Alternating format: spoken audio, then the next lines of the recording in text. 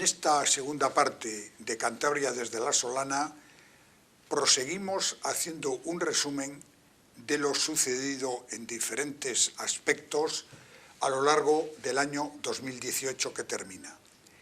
Y hoy, último miércoles de este año 2018, es, yo creo que imprescindible abordar uno de los asuntos que ha ocupado prácticamente todas las portadas de los periódicos y todas las aperturas de los informativos, tanto radiofónicos como televisivos.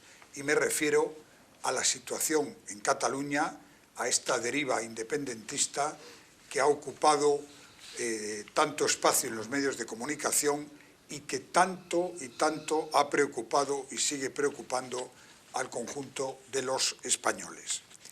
Bueno, para hablar de Cataluña contamos en Cantabria con una persona realmente idónea por el conocimiento que tiene tanto de la historia de Cataluña como del presente. Y me refiero a Jesús Lainz.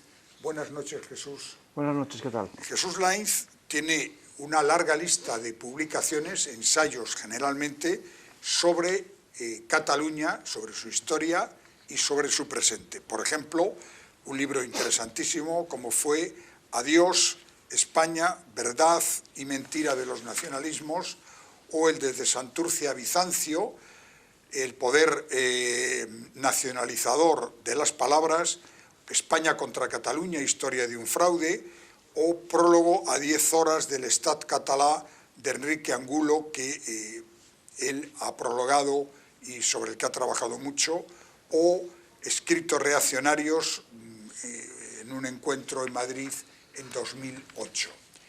Quiero decir con esto que Jesús Lainz es posiblemente el mejor conocedor que tenemos aquí en Cantabria para abordar este asunto. En primer lugar, decirte que cómo has visto tú este año pasado, este año que ya damos por terminado, en cuanto a la deriva independentista y al problema catalán. No creo que debamos de centrarnos en los últimos acontecimientos, sino ir un poco a la visión global. Sí, a lo que ha pasado a lo largo de los últimos 12 meses, ¿no? Exacto. Yo creo que la cuestión clave es que el 2018 tendría que haber sido el año de la eliminación del golpe de Estado, el año de la recuperación de la normalidad de un Estado de Derecho, y sin embargo la no aplicación del artículo 155 o la aplicación falsa, digamos, ¿no?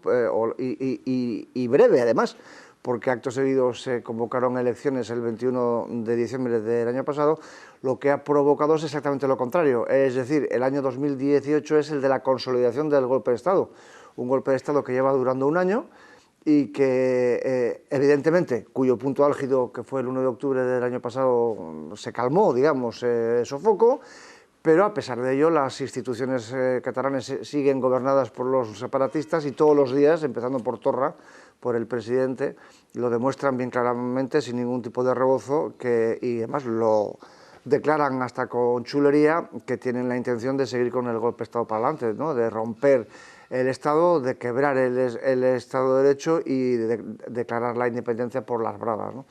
Entonces yo creo que la clave de la cuestión de todo el año es esa, es decir, estamos en el año del golpe de Estado catalán. Bien, ese golpe de Estado, ¿tú crees que se ha abordado tanto desde el gobierno?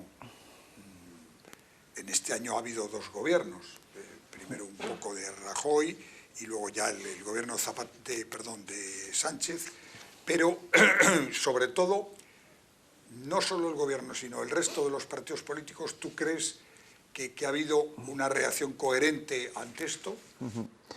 En el caso de Rajoy, evidentemente, ha sido la gran oportunidad perdida para España de poner fin al régimen totalitario que se ha implantado en Cataluña hace 40 años, porque una de las claves de la España de hoy es una cosa que se explica fuera de nuestras fronteras y nos tomarían por locos. Es decir, que en una región de España, bueno, en este caso en dos, pero vamos a olvidarnos del caso vasco, en una región de España ha instalado un régimen totalitario, en el cual los medios de comunicación públicos no están al servicio de la comunidad, o digamos no son neutrales, sino que son armas privadas de los partidos separatistas para adoctrinar a los catalanes, y luego en el caso de la educación, más escandaloso todavía, no está dirigida a la formación de los niños, sino al adoctrinamiento en el odio a España, ¿no?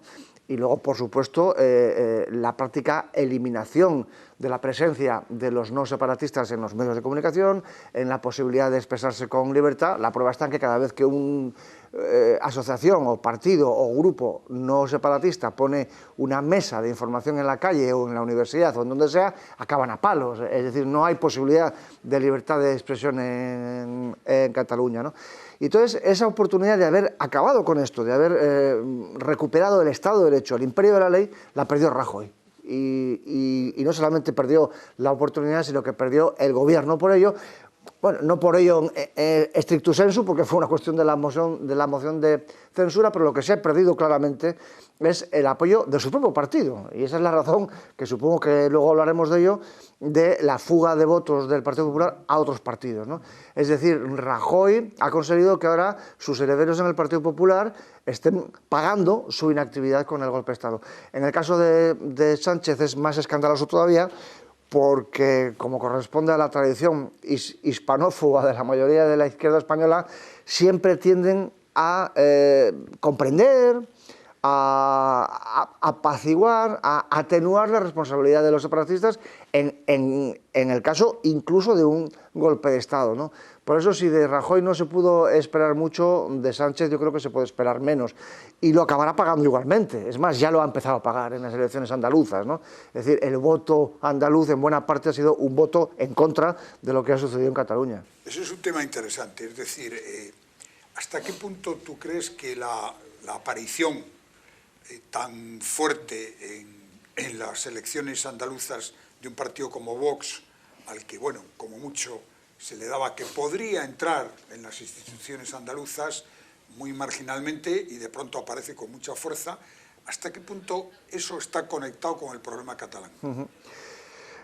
El resultado de Vox en Andalucía, bueno, de Vox y de Ciudadanos, no nos olvidemos, que son los dos que han heredado buena parte del voto del Partido Popular, también del Partido Socialista, pero sobre todo del Partido Popular, es el mismo fenómeno, ¿no? Y ha sucedido en Cataluña, en Andalucía, algo similar a lo que sucedió en Cataluña en las elecciones de hace justamente un año. Es decir, la práctica desaparición del Partido Popular en Cataluña y la ascensión de Ciudadanos. ¿Por qué?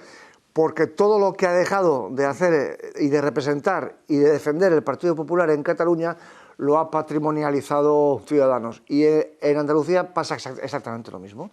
Es decir, no se puede esperar que los separatistas catalanes se tiren no 12 meses ni 12 años, sino 100 años insultando especialmente a los andaluces, porque una de las claves del pensamiento catalanista es el desprecio por la España del Sur. No nos olvidemos de esto, ¿eh?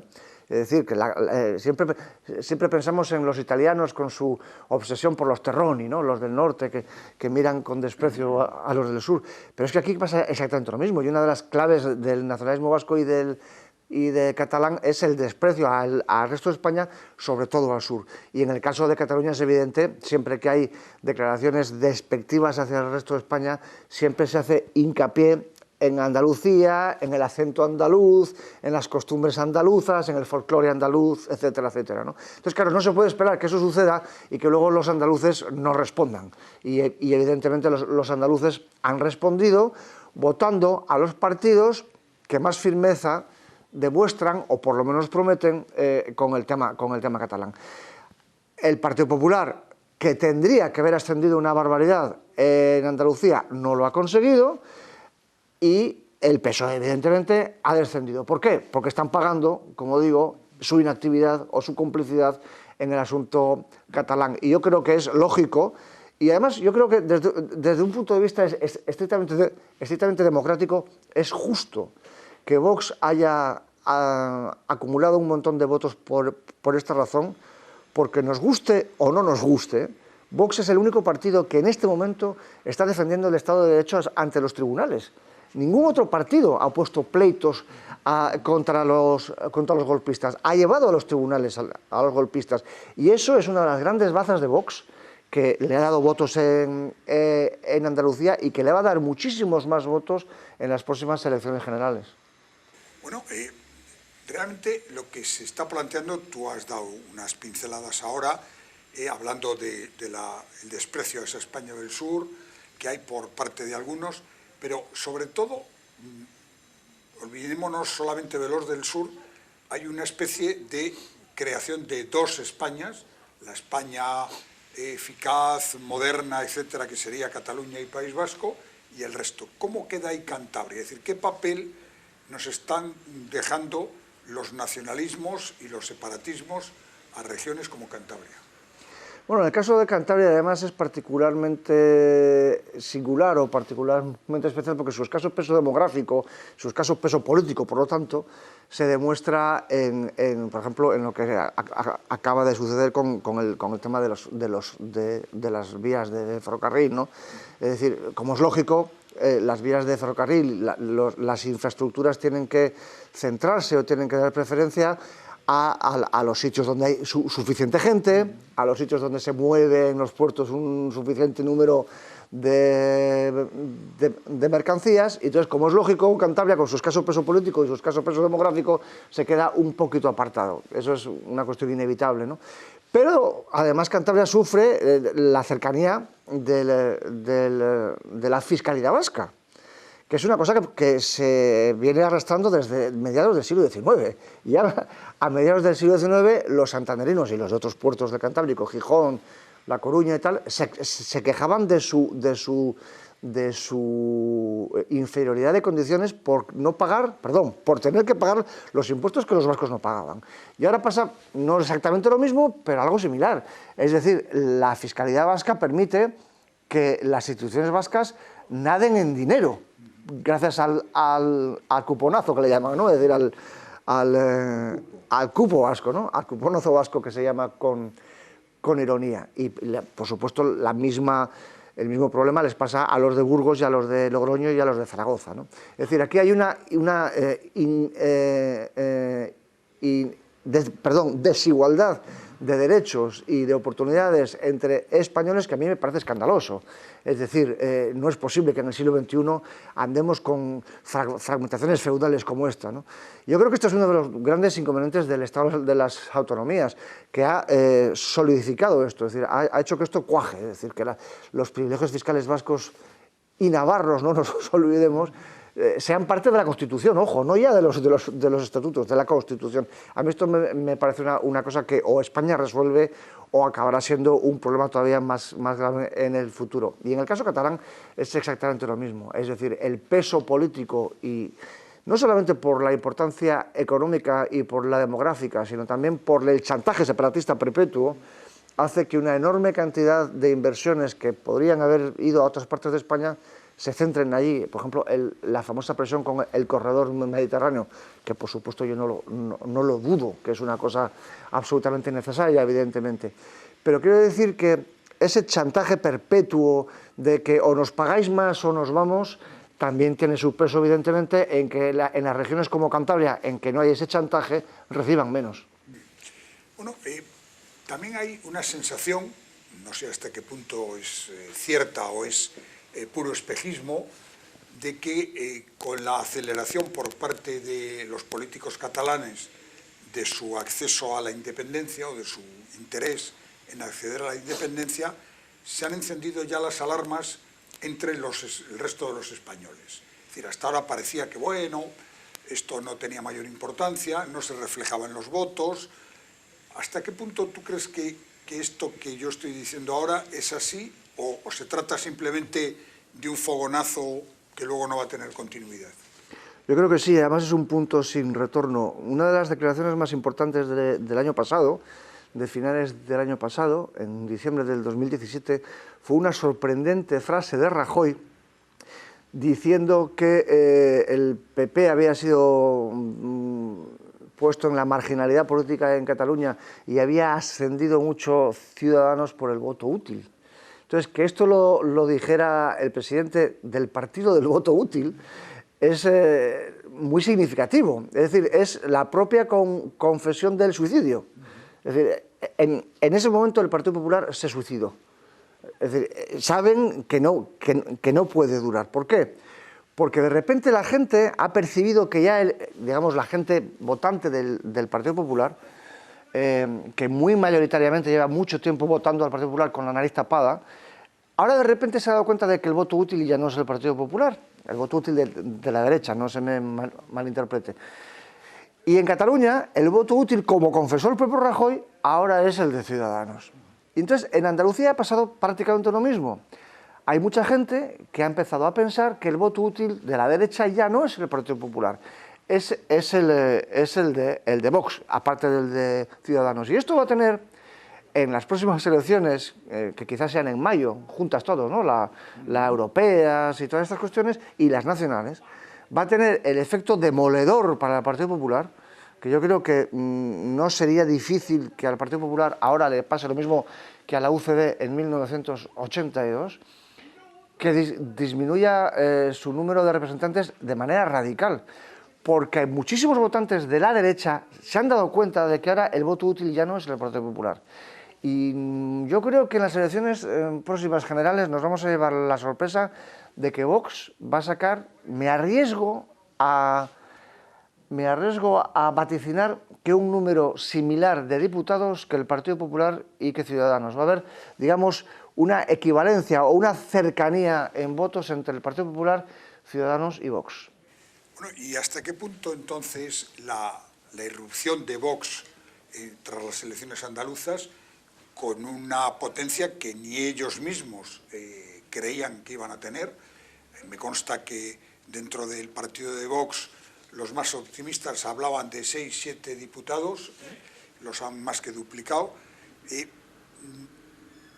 ¿Qué va a significar respecto al tema catalán? Es decir, ¿Vox va a arrastrar a los otros dos partidos, Ciudadanos y PP, hacia su posición, o al revés, se van a alejar más de Vox y por tanto van a tener unas posiciones más templadas? De momento yo creo que está sucediendo lo primero, que Pablo Casado está, por lo menos de palabra, prometiendo, como él dice, regresar al PP de siempre. Lo cual, por cierto, sería una maldición para el PP, porque el PP de siempre es el PP de Aznar con el pacto del Majestic, el PP que hablaba catalán en la intimidad, el PP de Rajoy que no cumple ni uno solo de los puntos de su programa, el PP de Rajoy que no aplica el 155 contra el golpe de Estado, ¿no? Pero bueno, aun suponiendo, vamos a suponer que lo que quiere decir Pablo Casado es que va a recuperar aquello que se supone que define a un partido de derecha conservador español, aun en ese caso, yo creo que está demostrando que el efecto Vox está tirando hacia la derecha, es decir, está obligando al Partido Popular a recuperar a su electorado desilusionado, y evidentemente el Partido Popular solamente puede recuperar ese tipo de electorado escorándose a la derecha. En el caso de Ciudadanos es más imprevisible, porque buena parte de la tradición ideológica de Ciudadanos y de sus propios fundadores y de su, como se dice ahora, una palabra que no me gusta nada, ¿no?, de su ADN ideológico, es izquierdista. No nos olvidemos que Ciudadanos es un partido que nace de los descontentos del PSC, no de los descontentos del PP, aunque luego buena parte de sus votantes también sean del PP ante la dejación del PP en Cataluña, ¿no? Pero yo creo que en el caso de Ciudadanos quizás no suceda tanto. Yo creo que en los próximos días o en las próximas semanas, con el tema de la negociación para el gobierno de Andalucía, se va a aclarar esta cuestión, porque como Ciudadanos cometa el tremendo error de preferir apuntalar o renovar o contar con el PSOE en la próxima legislatura de Andalucía, en vez de hacer el Frente Común con el PP y con Vox para hacer un cambio, si cometen ese error, Ciudadanos desaparece. Porque muchísima gente que ha votado a Ciudadanos en Andalucía lo han hecho en buena parte para sacar al PSOE de su régimen de 40 años. Si ahora comete el error de no hacer eso y de mantenerse con el PSOE con tal de no compartir, digamos, responsabilidad o espacio con Vox, sería el harakiri de Ciudadanos. Bien, Estamos hablando de Vox, estamos hablando de Cataluña. La pregunta del millón. ¿Cuál crees tú que es la solución para poner fin a este proceso separatista, independentista que hay en Cataluña, que hay en el País Vasco y que amenaza con extenderse pues, a Baleares, a Levante español y a algunas otras comunidades? Hay dos métodos claros, uno a corto plazo y otro a largo plazo. El corto plazo es bien sencillo, la aplicación del Estado de Derecho. Es decir, España tiene que ser un Estado de Derecho no porque lo diga la Constitución, sino porque sea de verdad. Es decir, no puede ser que las leyes no se cumplan y que las sentencias no se apliquen. O sea, no puede ser. Llevamos 40 años así. Es escandaloso que Jordi Pujol esté en la calle, por poner un ejemplo claro, ¿no? Jordi Pujol y su clan familiar deberían estar, no sé si en la cárcel, pero por lo menos procesados por el saqueo general de Cataluña de los últimos 40 años y mil cosas más. Es decir, hay otros 1000 delitos, prevaricación y 100.000 más que han cometido los gobernantes catalanes durante 40 años, ¿no? Entonces, yo creo que la cuestión clave es la aplicación del 155, pero no durante 2 meses ni 3 meses, no, durante 15 años. Es decir, tiene que darse un plazo suficiente para la normalización democrática de Cataluña. Es decir, a Cataluña no ha llegado la transición. Cataluña es un régimen totalitario en el cual los que no son separatistas no tienen las mismas oportunidades para expresarse que los que sí son separatistas. Entonces, lo que no puede ser es que los medios de comunicación sean partidistas, que la educación sea adoctrinadora, porque eso es un régimen totalitario, exactamente igual que lo que hacía Hitler en el Tercer Reich y lo que hacía Stalin en la URSS. Puede parecer exagerado porque aquí se vota y allí no, de acuerdo, pero es que también puede haber un totalitarismo democrático y en este caso es clarísimo. No por el hecho de salir de las urnas cada 4 años deja de existir un régimen totalitario, no por el hecho de salir de las urnas cada 4 años deja de haber un régimen adoctrinador de los niños, lo cual es espantoso, a mí me parece abuso infantil. Entonces, el artículo 155, digamos, el remedio a corto plazo es restablecer el imperio de la ley y que en Cataluña haya libertad de oportunidad, democracia, igualdad de derechos para todas las opciones políticas y para todos los hablantes, que es otra cuestión que no hemos mencionado, para todas las lenguas, ¿no? Y luego, una vez hecho esto y normalizada la situación durante muchos años, el remedio a largo plazo es, y vamos a limpiar el adoctrinamiento. Esto no quiere decir adoctrinar en el sentido contrario, no, es exactamente lo contrario. Es decir, la educación es para educar, es para enseñar a los niños a pensar, no para decir a los niños lo que tienen que pensar, que es muy distinto. Lo que se está haciendo ahora es enseñar a los niños qué es lo que tienen que pensar y lo que es más grave todavía, a quiénes tienen que odiar. La educación tiene que ser neutral políticamente, neutral ideológicamente y los medios de comunicación exactamente igual. El día en que eso suceda durante el suficiente tiempo, durante los suficientes años, nos llevaremos la sorpresa de que una enorme cantidad de catalanes se revolverán contra el separatismo porque se habrán dado cuenta de que llevan 40 años tomándoles el pelo y abusando de ellos. Bien, estos procesos como el de Cataluña han llevado a hacer otro tipo de reflexiones, abriendo mucho el objetivo, que se han cristalizado en algo así como decir, bueno, lo que hace falta en España es reducir el estado de las autonomías, incluso suprimir el estado de las autonomías, y los más moderados, bueno, eliminar ciertas competencias y sobre todo cortar esta especie de crecimiento enorme que han tenido las administraciones periféricas, es decir, las autonomías. ¿Cuál es tu criterio sobre esto?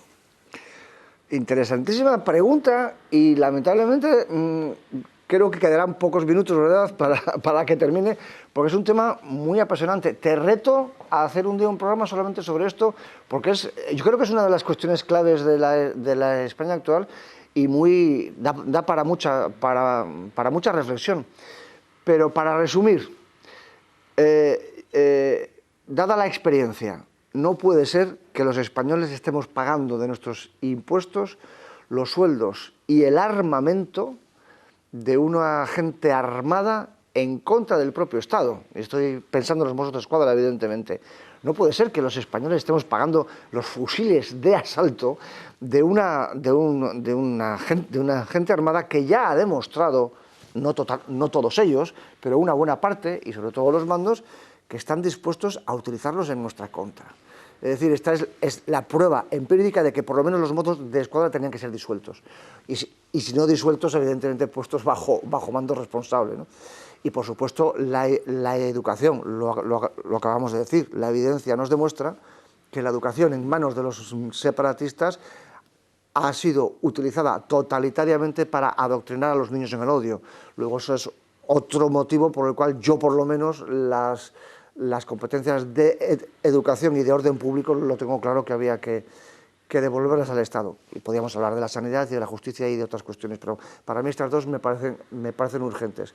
Pero ahora seamos prácticos y pongámonos al día, ya que tanto se dice que hay que modificar la Constitución para ponerla al día porque tiene ya 40 años, ¿no?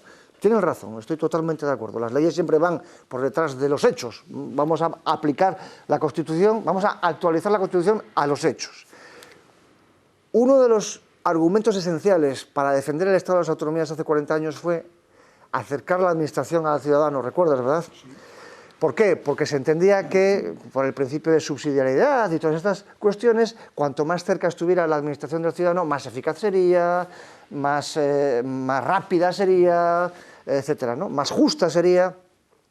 Hoy en día nos hemos encontrado con que lo que se ha acercado más que la administración al ciudadano es el dinero público al bolsillo de los caciques locales, de sus enchufados y de los corruptos. Pero bueno, vamos a olvidarnos de esta cuestión. Pero centrémonos en el acercamiento de la administración a los ciudadanos. Todo el mundo es consciente de que, no solamente en España, sino en todo el planeta, cada día se hacen más y más que se harán gestiones comerciales, administrativas, judiciales y de todo tipo desde casa, desde el ordenador de casa o desde el teléfono móvil. Las tiendas están cerrando porque hoy todo el mundo compra en Amazon, por poner un ejemplo. Y en las oficinas de los bancos y en otras entidades es palpable, cada día hay menos gente en la ventanilla porque la gente hace sus operaciones desde casa.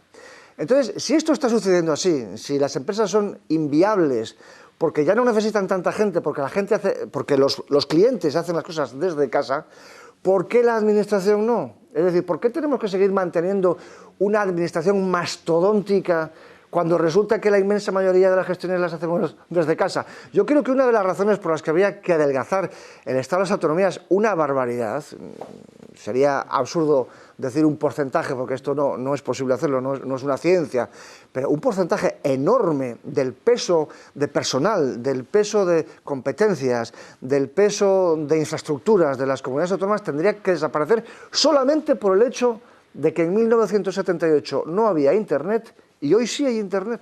Yo creo que eso es un hecho esencial que antes o después tendrá que plasmarse no solamente en la cuestión del Estado de las Autonomías, sino en la cuestión, en la Constitución. Bueno, Jesús, hemos hablado de Cataluña, hemos hablado de España, pero no hemos hablado de nada de ti. ¿Qué libro estás preparando ahora? ¿En qué estás trabajando? No sé qué responder, porque en principio te diría que nada, porque bastante trabajo tengo con mis artículos semanales en Libertad Digital y otros trabajos, y estoy haciendo una reedición ampliada del Privilegio Catalán, de mi último libro, prologado por... Ya estás trabajando en un libro. Bueno, sí, pero es la reedición, es una ampliación del último libro, me lo prologa Stanley Payne, por cierto, ha tenido el gesto de prologarlo, le ha gustado mucho, le ha parecido muy interesante y me lo ha prologado. Y luego tengo cosas que me sobrevuelan, que realmente todavía no acaban de cuajar, pero los juntaletras tenemos esta especie como de atracción fatal, ¿no? Yo siempre que termino un libro digo, es el último, estoy cansado, no puedo más, se me ha acabado la tinta, y luego al cabo de año y pico me empiezan a sobrevolar negros cuervos por encima, así que no lo sé. Estoy dándole vueltas a una cuestión que yo creo que es muy interesante, que es la intención del gobierno del PSOE de agravar la cuestión de la ley de memoria histórica e incluso con efectos penales a quien se le ocurra, como ellos dicen, hacer apología del franquismo y cosas así. A mí eso me parece un grave asunto, porque sobre los asuntos históricos tiene que haber libertad para que la gente estudie, investigue, opine y diga lo que le dé la gana, evidentemente. Entonces no sé si en los próximos meses voy a dirigirme, no lo sé, lo estoy pensando, sobre esa cuestión, sobre el tema de la memoria histórica y sobre el tema de la falta de libertad de expresión. Pues muchísimas gracias a Jesús Lainz y a ustedes, pues esperemos que este programa especial dedicado a abordar algunos de los muchos aspectos que ha tenido el año 2018 hayan sido de su agrado y feliz 2019.